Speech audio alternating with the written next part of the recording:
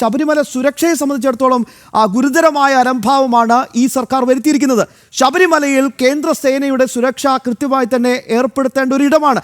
അത്രമേൽ പ്രാധാന്യമുള്ളൊരിടം. രാജീവ്, RIFനെ എപ്പോഴാണ് ചോദിച്ചത്? RIF എപ്പോഴാണ് വരണമെന്ന് ആവശ്യപ്പെട്ടത്? ശബരിമല പോലെ ഇത്ര തന്ത്രപ്രധാനമായൊരു മേഖലയിൽ കേന്ദ്രസേനയുടെ സാന്നിധ്യം ഉറപ്പാക്കേണ്ടത് സർക്കാരല്ലേ? തീർച്ചയായും കഴിഞ്ഞ കുറേ വർഷങ്ങൾ നമുക്ക് പരിശോധിച്ചാൽ മനസ്സിലാകും. മുൻപ് കേന്ദ്രസേന സന്നിധാനത്തേക്ക് എത്തുന്നതായിരുന്നു പതിവ്. എന്നാൽ ഇത്തവണ നമുക്ക് മണ്ഡലകാലം തുടങ്ങിയിരിക്കുന്നു. കേന്ദ്രസേനയുടെ സാന്നിധ്യം പോലും ശബരിമലയിൽ ഇല്ല എന്ന വസ്തുത നിലനിൽക്കുകയാണ്. കേന്ദ്രസേന ശബരിമലയിൽ ഇല്ല. ശബരിമലയിൽ അതീവ സുരക്ഷാ പ്രാധാന്യമുള്ള മേഖലയാണ്. നമുക്കറിയാം, രാഷ്ട്രപതിയൊക്കെ വന്നിട്ട് ആഴ്ചകളെ ആകുന്നുള്ളൂ. അത്തരമൊരു സുരക്ഷാ മേഖല മാത്രമല്ല, കേന്ദ്രസേന നേരത്തെ അവിടെ ഉണ്ടായിരുന്ന സമയത്ത് ഇത്തരത്തിലുള്ള തിരക്കുകൾ ഉണ്ടെങ്കിൽ ആ തിരക്ക് ഒഴിവാക്കാനുള്ള ശ്രമങ്ങൾ പോലും കേന്ദ്രസേനയുടെ ഭാഗത്തു നിന്ന് ഉണ്ടാകും. അത് സുരക്ഷ ഒരുക്കുന്നത് മാത്രമല്ല, ഈ തിരക്ക് നിയന്ത്രിക്കാൻ ആവശ്യമായ അടിസ്ഥാന സൗകര്യങ്ങൾ പോലും അല്ലെങ്കിൽ അത്തരത്തിലുള്ള സംവിധാനങ്ങൾ പോലും കേന്ദ്രസേന അവിടെ ചെയ്യാറുണ്ട്. RIF റാപ്പിഡ് ആക്ഷൻ ഫോഴ്സിന്റെ നേതൃത്വത്തിൽ ചെയ്യാറുണ്ട്. അതും കോയമ്പത്തൂരിലെ 105-ാം ബറ്റാലിയനാണ് എല്ലാ തവണയും ഇവിടേക്ക് എത്തുന്നത്. കഴിഞ്ഞ കുറേ വർഷങ്ങളായി ഇത് തുടരുകയാണ്. എനിക്ക് തോന്നുന്നു ഈ പ്രളയമുണ്ടായ സമയത്തൊക്കെ മാത്രമാണ് കേന്ദ്രസേന എത്താതിരുന്നത്. ആ സമയത്ത് അതിൻ്റെ സാഹചര്യം ഉണ്ടായിരുന്നില്ല. പക്ഷേ ഇവിടെ അങ്ങനെയല്ല സാഹചര്യം. ഇപ്പോൾ വലിയ തിരക്ക്, തുലാമാസ പൂജകൾക്ക് തുറക്കുമ്പോൾ തന്നെ നമുക്കറിയാം വലിയ തിരക്കായിരുന്നു. ഒരുപക്ഷെ അന്ന് ജനൻ TV-യിലൂടെ ലക്ഷക്കണക്കിന് പ്രേക്ഷകർ ആ തിരക്ക് കണ്ടതാണ്. കൊച്ചുകുട്ടികളുമായും മറ്റും ഞാനവിടെ ആ സമയത്ത് റിപ്പോർട്ടിങ്ങിനുണ്ടായിരുന്നു. കൊച്ചുകുട്ടികളുമായും മറ്റും ഭക്തജനങ്ങൾ എത്തുന്നു.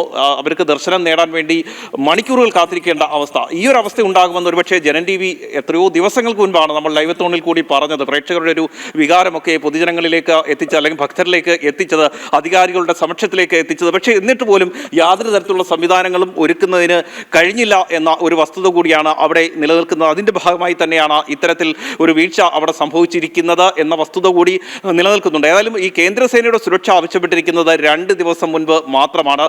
അതിൻ്റെ തെളിവുകളാണ് ജനൻ TV നേരത്തെ പുറത്തുവിട്ടത്. അത്തരത്തിൽ കേന്ദ്രസേനയുടെ സുരക്ഷ ആവശ്യപ്പെടുന്നതിൽ ഗുരുതരമായ വീഴ്ച സംസ്ഥാന സർക്കാർ വരുത്തിയിരിക്കുന്നു എന്നതാണ് ഏറ്റവും പ്രധാനപ്പെട്ട ഒരു വസ്തുത.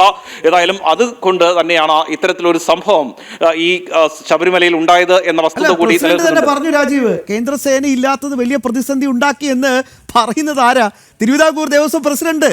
അതെ, ആവശ്യപ്പെടേണ്ടത് സംസ്ഥാന സർക്കാരാണ്. സംസ്ഥാന ആഭ്യന്തര അഡീഷണൽ സെക്രട്ടറിയാണ് ഇതുമായി ബന്ധപ്പെട്ട നിർദ്ദേശം നൽകേണ്ടത്. കത്ത് കേന്ദ്രസേനയ്ക്ക് നൽകേണ്ടത്. RIFന്റെ സേവനം ആവശ്യമുണ്ട്. അതും 2-3 ദിവസം മുൻപ് അവരവിടെ എത്തണം. പമ്പയിലും അതുപോലെ തന്നെ സന്നിധാനത്തുമാണ് കേന്ദ്രസേനയുടെ സുരക്ഷ സാധാരണ രീതിയിൽ ഏർപ്പെടുത്തുന്നത്. അത് നേരത്തെ തന്നെ മുൻകൂട്ടി നിശ്ചയിച്ച് അവരെ അവിടേക്ക് ക്ഷണിക്കേണ്ട ആവശ്യമുണ്ട്. എങ്കിൽ മാത്രമാണ് കേന്ദ്രസേന എത്തുന്നത്. നമുക്കറിയാം, സംസ്ഥാനം ആവശ്യപ്പെടാതെ കേന്ദ്രസേനയ്ക്ക് എത്താൻ കഴിയില്ല. അത് നിലവിൽ ആ രീതിയാണ് പിന്തുടരുന്നത്. അല്ലാതെ കേന്ദ്രസേന സ്വന്തം നിലയ്ക്ക് എവിടെയും എത്തിയാറില്ല. അല്ലെങ്കിൽ അത്തരത്തിൽ ഏതെങ്കിലും തരത്തിലുള്ള അത്യാഹിതങ്ങൾ ഉണ്ടാകുന്ന സ്ഥലങ്ങളിൽ മാത്രമാണ് കേന്ദ്രസേന എത്തുന്നത്. ചോദിച്ചോട്ടെ, ഇപ്പൊ കുറെ വർഷമായി പോലീസിന്റെ കൃത്യമായ റിപ്പോർട്ടുകൾ വസ്തുതാപരമായി തന്നെ പ്രേക്ഷകരിലേക്ക് വളരെ പെട്ടെന്ന് എത്തിക്കുന്ന ഒരു റിപ്പോർട്ടർ കൂടിയാണ് രാജീവ്. പോലീസിന് എവിടെയാണ് പഴിച്ചത്?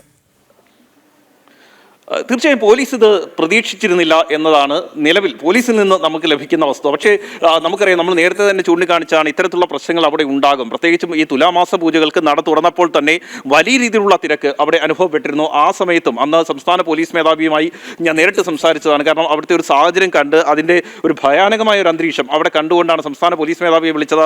എത്രയും വേഗം സുരക്ഷ ഒരുക്കിയില്ലെങ്കിൽ, കൂടുതൽ പോലീസിനെ വിന്യസിച്ചില്ലെങ്കിൽ ഇവിടുത്തെ അവസ്ഥ വളരെ ഗുരുതരമാകും എന്ന് ചൂണ്ടിക്കാണിച്ചതുമാണ്. അന്ന് ഇന്നത്തെ സന്നിധാനം സ്പെഷ്യൽ ഓഫീസർ അരുൾ ബി കൃഷ്ണൻ ഉൾപ്പെടെയുള്ളവർ ആ സമയത്തും അവിടെ ഉണ്ടായിരുന്നു. ഇപ്പോഴും സംഭവിച്ച സ്ഥിതി വ്യത്യസ്തമൊന്നുമില്ല.